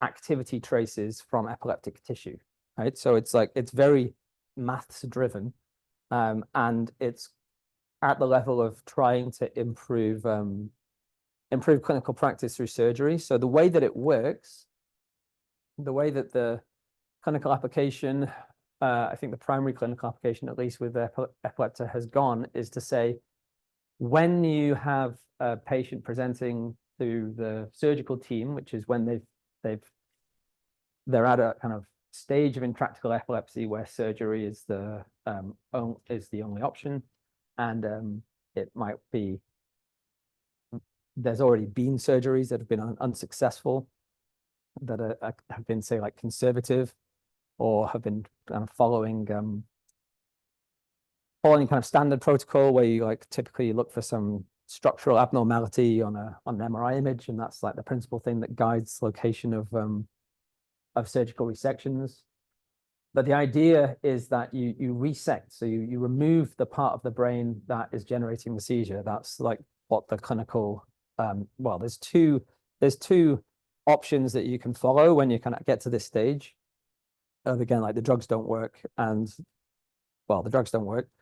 Other things don't work either. Is you can either remove parts of the brain, or you can implant something to try and suppress the seizures. Those are the surgical options. in intractable epilepsy. So resection is when you remove part of the brain. I think there is work on epilepsy for the stimulator option as well, but we're not going to talk about that right now. But the idea of the resection is, can you inform the resection decision? In other words, which parts of the brain you're going to remove with information from the network model, okay? And the general way that that pans out, it's quite a complicated like decision tree about like what in any individual patient's case, like what is it that leads you to kind of target certain areas. I mean, it's like, where do you think the seizure focus is, but is the seizure focus accessible? Is it somewhere that is like close to eloquent tissue? Eloquent tissue is brain areas that I mean, literally it's like that you use to speak. But the broader kind of context is like brain areas that you definitely don't want to remove, because the outcome of removing it would be worse than the epilepsy. So if there's like considerations like that, then you might want to, in other words, like, I think the epileptogenic zone is somewhere that you don't want to resect, then maybe you can resect the para-epileptogenic zone. So maybe, and that's where the contribution of the model is coming in. It's kind of saying, okay, well, we know, or we hypothesize essentially from the model that the thing that is necessary for the generation of complex seizures is the spreading from the central core of the epileptogenic zone to other parts of the brain via the paraleptogenic zone. So if you resect the paraleptogenic zone, then potentially you can prevent the complex seizures as well without having to resect the epileptogenic zone. So there's like more surgical options, or at least the surgical options can be kind of given another layer of information. So at a kind of broad sense, that's the way in which the epileptic model is kind of aiding the surgical decision-making in the EPINOG trial. And I believe it's still unblinded, so we won't know the results for a little while yet, but I think it's soon. And, you know, be exciting times, and there'll be an interesting addition to the message of these lectures when we know like whether this was successful or not. I mean, I guess it's worth bearing in mind that most clinical trials are not successful. But I don't know what the results of the EPINOG trial are. But that's how epilepta is being used in the clinic in France. I'm not sure if it's being used outside of France, but this is a French effort. So yeah, that's it for my lecture. I did have, well, some other comments on, I think that the comment I just want to make here is that I've just shown you a few things here. I did say at the start, like, this is a very big field, right? Computational modeling on epilepsy. There's a review from Mark Kramer here. There is one thing that I quite like about this image. I'm not going to go into the model bit here, but the kind of the way in which there's a few things being laid out here. I think this is a good way of framing the like layers of analysis that we think of and we use when we're addressing mathematical neuroscience questions. And in some sense, maybe that's a good point to end the entire course on, because this is my final slide, I think, of the entire lecture series. So we have, you know, 3 layers of things, essentially. We have, I mean, if we go from the bottom up, we have some biophysical, we want to understand something, you know, in this case, epilepsy, but it could be anything. We have some biophysical mechanism or some suite of candidate biophysical mechanisms, and these can be everything, you know, everything, right? Like all of the components of our, if we want to be, you know, at the level of our Hodgkin-Huxley equations or our Wilson-Cowan equations, whatever the kind of bottom level is. The biophysical mechanisms would be the like lowest mechanical contribution to how we can think about the sources of the pathophysiology in this case, or just the components of something we're interested in a general sense. So biophysical mechanism, dynamical mechanism, dynamical principle. So I think this is quite an interesting little like kind of hierarchy here. So the dynamical mechanism is this intermediate layer where we're now at the level, which we've mainly been talking about here, of dynamical systems analysis, geometry of phase planes, bifurcation diagrams, these, I guess, quite high-minded concepts, but these like these framings of dynamics that sort of they're overdetermined, but overdetermined in a in some sense a good way in that they can kind of absorb different types of mechanisms. They're kind of umbrella representations in a sense. Like there are lots of different mechanisms that can, biophysical mechanisms that could lead you to a certain dynamical mechanism, right? But there is a level there, a layer there at which we can aim to understand things that is kind of independently meaningful. And then above that, and I think this is another interesting part of this little sketch, is like a dynamical principle, right? So I think that in a way is, if you like, the kind of biological insight or the neurobiology insight or the collision between the neurobiology insight and the mathematical neuroscientist insight might be a little bit more precise. But in the epilepsy case specifically, it's what he's kind of indicating here is like, do you have continuous or discontinuous transitions between your seizing states, right? So that's something that, like in this particular context, is saying that's like a heuristic or a kind of guiding concept that maybe it kind of comes in at the start, maybe, or wherever it comes in. Like it's something that kind of sits above everything. And to some extent, I think is like the scientist doing the biology scientists thinking there, but then that relates again, it kind of at a sort of supervening level to the intermediate and the microscales there. And I think this is a little bit like this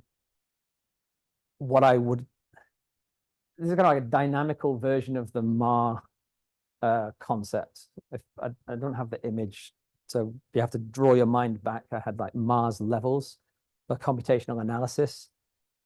We had the implementation, the algorithm, and what's the other one? Anyway, there's 3 levels. And it's kind of the same thing for, if you like, algorithms on chips, right? Which works, and it's thinking more about coding and cognition.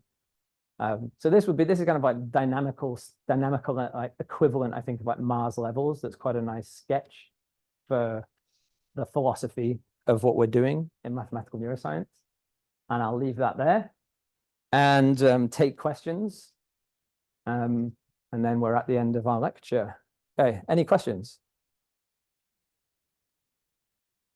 Question.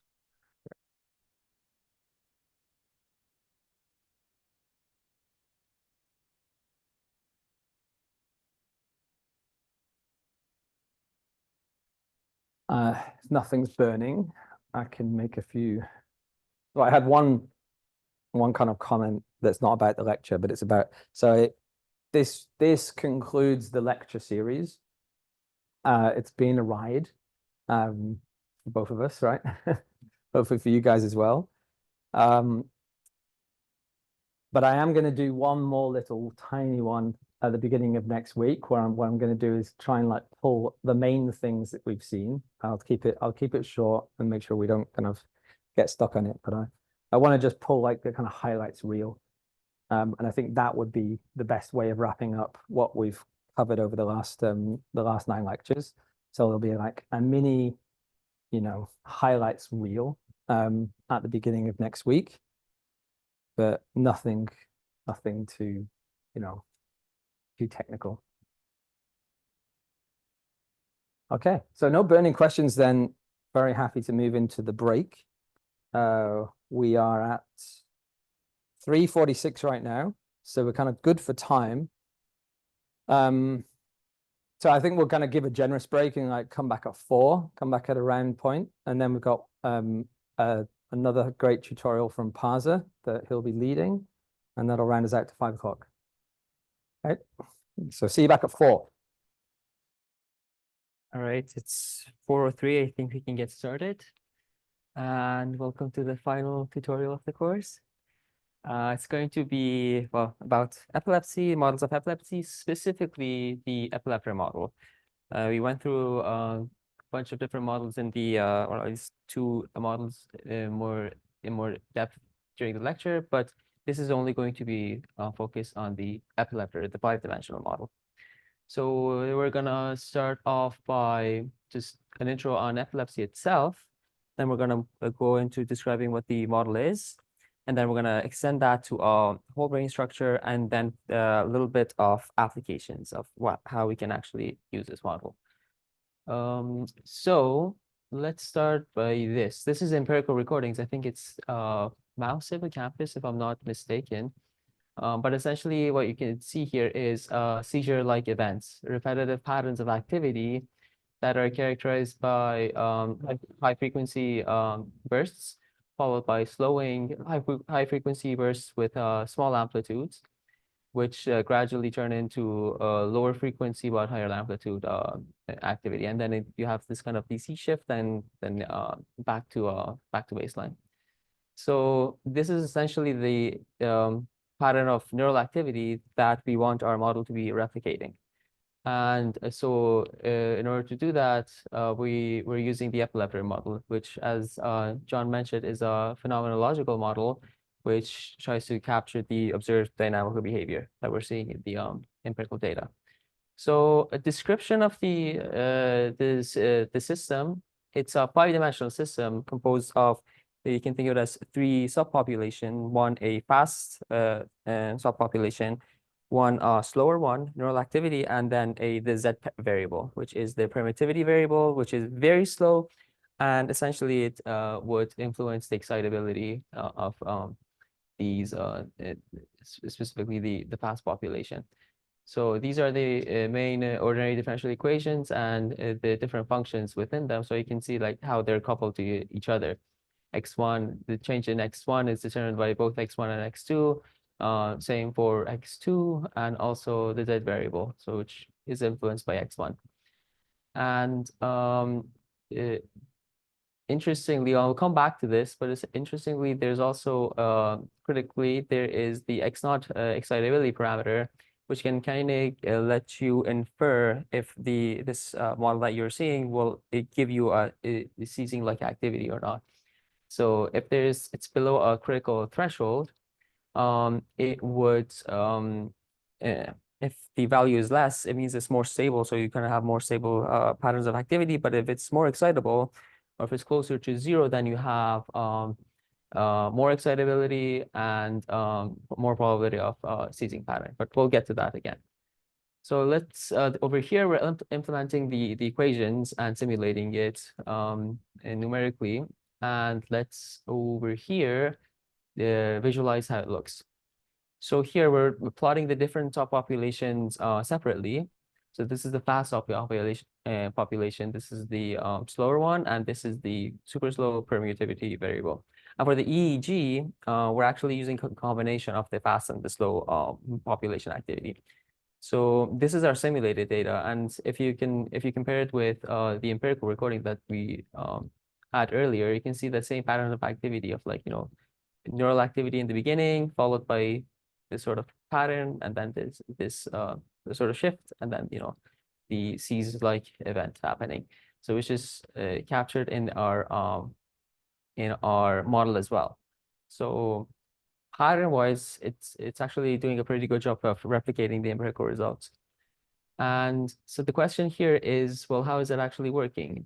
Can this model give us an understanding of how this seizure is happening? And the theory behind this is that, well, what's happening with the model is a bifurcation, a series of bifurcations into the seizing regime and a bifurcation back out of the seizing regime. And to describe that in more detail, so we're going to go back to the same diagram, and these the pictures that you're seeing are from the JERSA 2014 paper, which was included. The reference is at the end of the tutorial as well in the lecture. So here is essentially giving you a schematic, a heuristic of how these bifurcations are happening. On the top, one over here on the top rows of each subplot, you can see a very, very general heuristic of what's happening. It's essentially saying that over here we have a bistable regime, a healthy mode of activity, and an unhealthy seizing one, right? And usually the brain would be in the healthy mode of activity, but as a shift happens, specifically as the Z variable is moving, this stability landscape changes, causing a annihilation of the stability of the healthy regime, and we're only left with the unhealthy regime. So we get that seizing activity.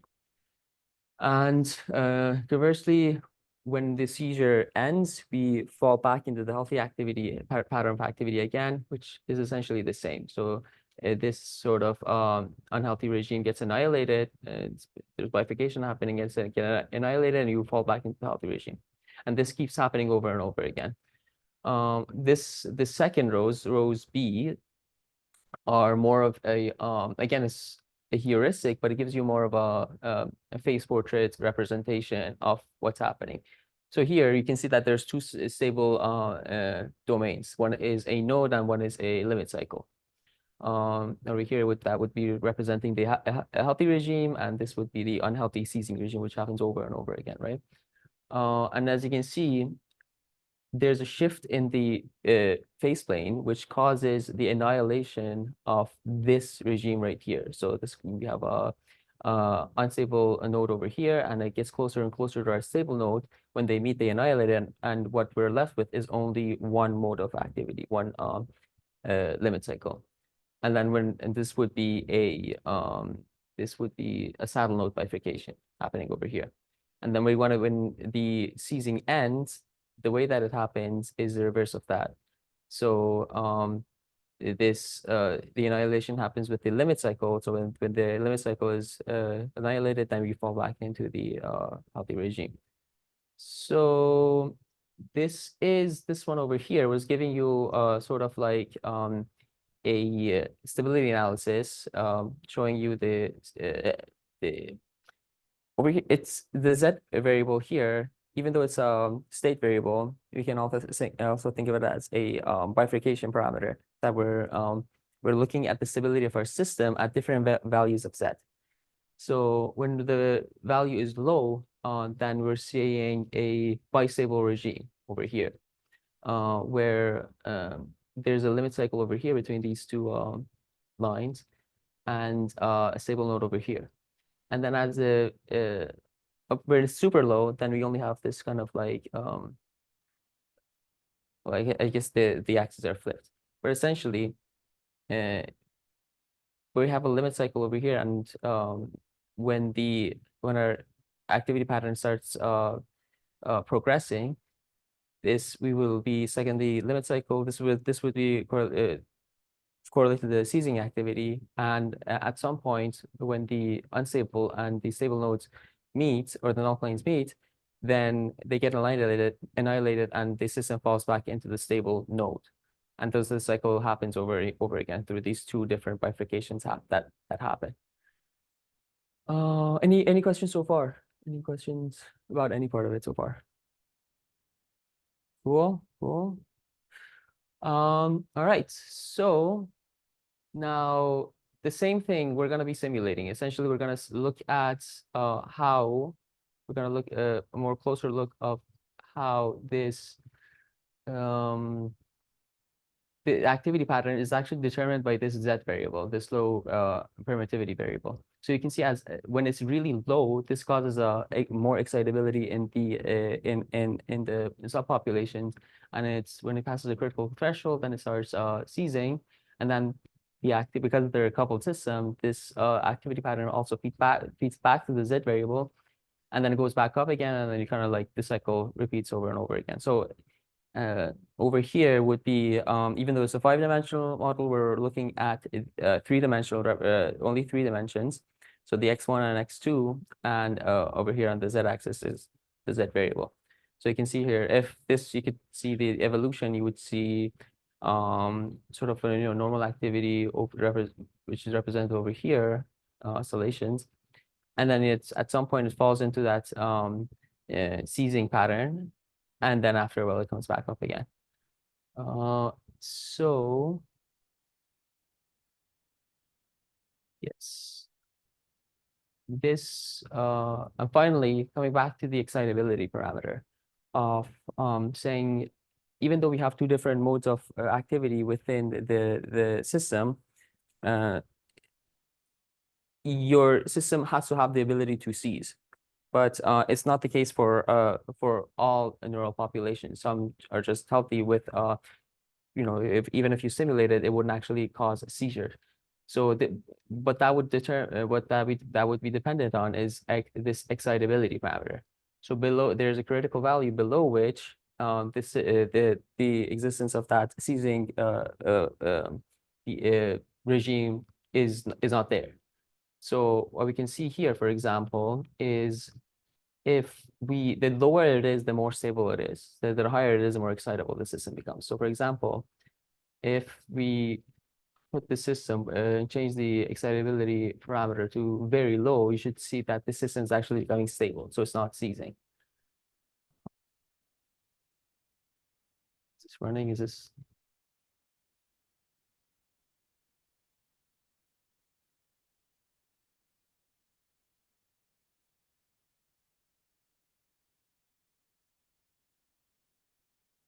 Okay, let's see why this is not working. There we go. So when it's very low, then it should give us a stable pattern.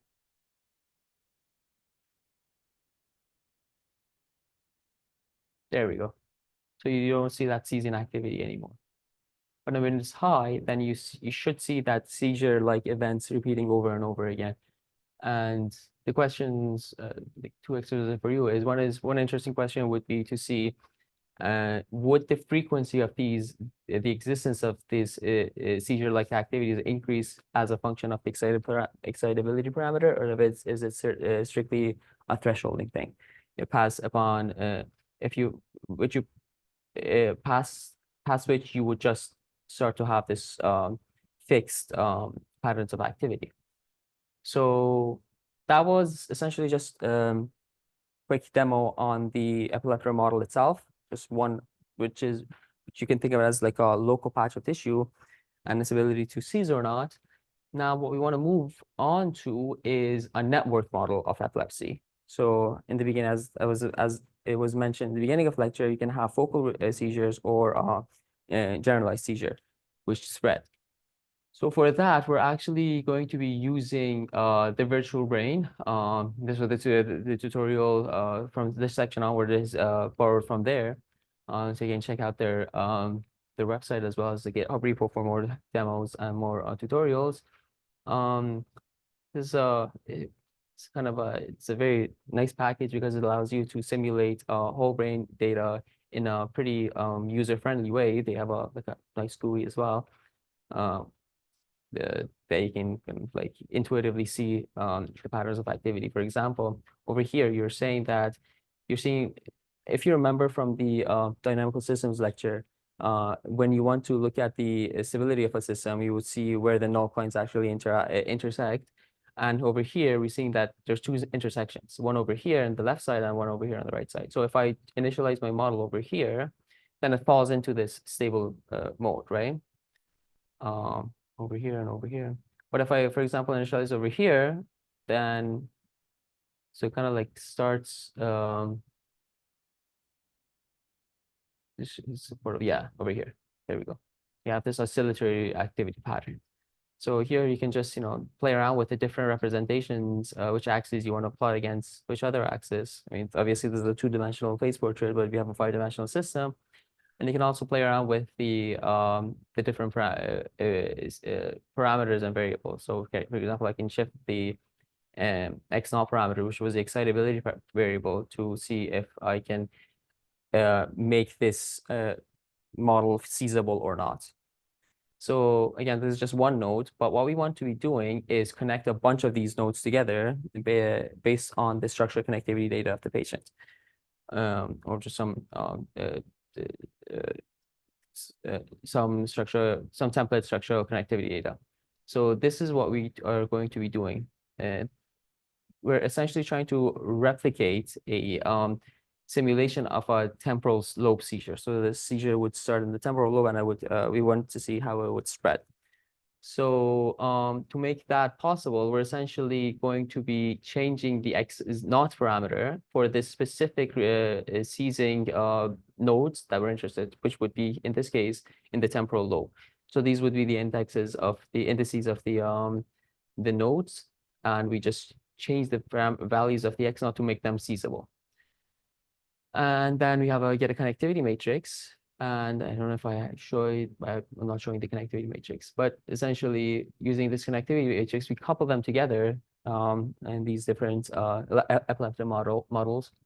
And then we just record let the simulation run and get a representation of the EEG and the SEEG. So these are the time series of the epileptors themselves. And as you can see, even though that are seizing epileptors should be like in this, and like over here and two over here, we can see that the seizure starts spreading. So we have a seizure over here. So it's kind of like you have that kind of like pattern of spreading over the entire brain as a result of it. So this is just a epileptic time series, but what we can also do is get an EEG representation. So and as you can see, you have that familiar type of activity pattern of like, I mean, the resolution here is not that great, but we have high activity patterns and then this DC shift and coming back to baseline, and you can see that spreading all over. And then as we can look at it more clearly in an SEEG representation as well. So it's kind of like very nice because TVB allows you to get these different types of representations pretty straight in a very straightforward manner. So now as John was mentioning in the lecture, part of the application of these models are actually, well, in clinical settings, or like, you want to be able to use these insights. And one application is to see which regions we should resect rather, to prevent the spread of the seizure. For that, we're essentially going to be we're going to be doing a virtual resection. And so what that means is that we have the nodes are connected with the structure connectivity matrix, right? So what we can do as a quote unquote resection is to put the connectivity weights to those regions to 0. So then they would be decoupled with any other regions of the brain. So we're just cutting around it essentially. And once we're doing that, we're also putting the activity values of those resected regions as 0 because they're not. We'll just cut them out, right? So they shouldn't be active anymore. So what we're going to be seeing is the cessation of the spreading of the seizure. So before, what you would be seeing is activity pattern seizure activities throughout, but now you can see is maybe after after the system stabilizes, then you don't see any more seizure activities happening again. And yeah, so this is kind of like how you can also perform virtual dissections in the brain as well. So yeah, that was the conclusion. That was a very fast run through of the last tutorial. And any questions?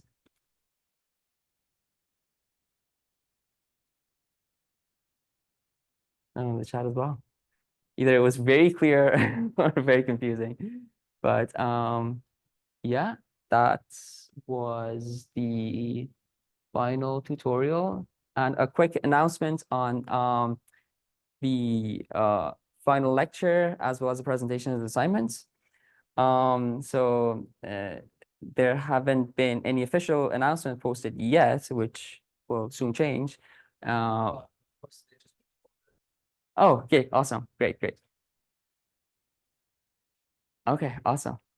Just to kind of like, reiterate it, we're going to be, the last session is a presentation lecture. It's only going to be presentation, except for John's kind of like recap slides.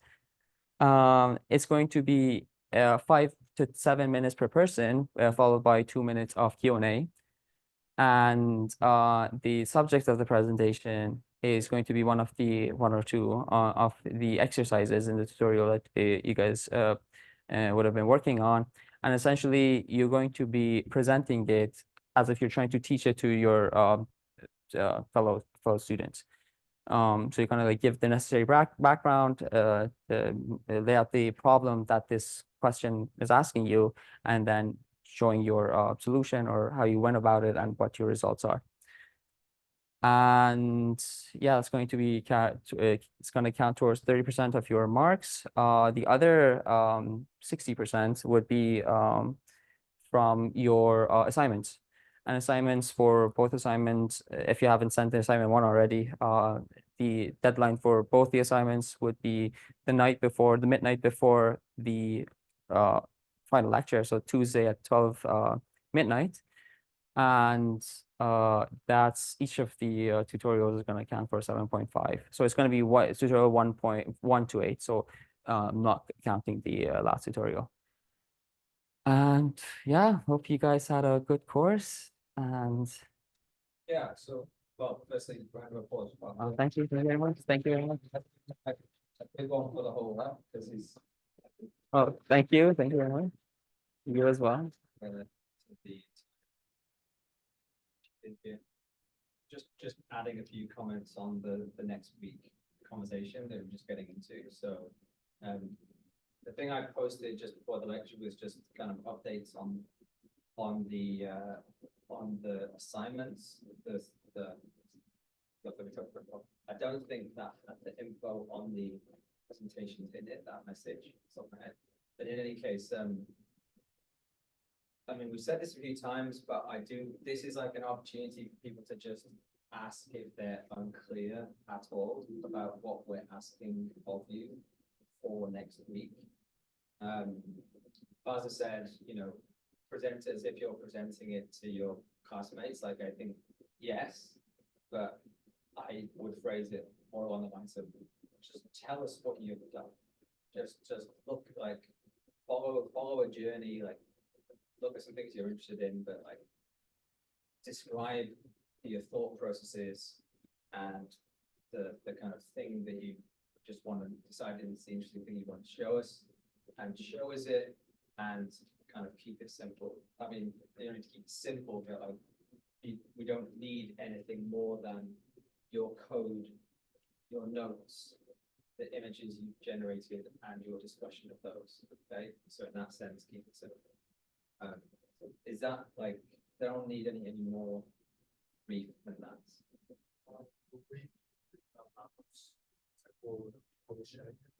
You'd be sending the tutorial that you want to present to me the night before, and I'll just have it ready for you. So yeah, it would be you'd be sharing, like, you'd be using this laptop similar to how I've been presenting the tutorials.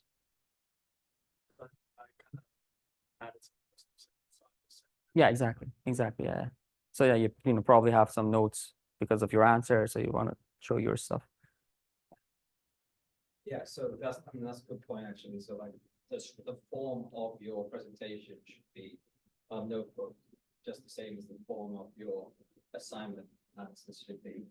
And as Father said, we'll have all lined up to go through, and we'll try and have some interactivity and conversation around it as well, so it's not like purely one directional. So I think it'll be a good session next time. I'm very interested to see what people have done and just what you guys find interesting, because like what you've chosen to do to some extent, I assume will be reflecting what you find interesting, and that's kind of interesting for me to know as well. And there's a lot of smart people in the group, so I'm sure that there'll be some smart, interesting thoughts that come out of this exercise. So I'm very much looking forward to it. There's a question in the chat by Shirin. Shirin says, "Thank you, Paz and John, for the great course. I'm going to miss the sessions next week, I guess. I was wondering if you have any ideas or suggestions on how to carry on learning more after the end of the course. Are there any other courses you'd recommend, etc.?" Sharon, that is, as always, a great question. I think the best answer to your question would be if I compile a list and post it, rather than just give you a commentary verbally right now. So I'll do that for you and put it on maybe the announcements thread on the Moodle.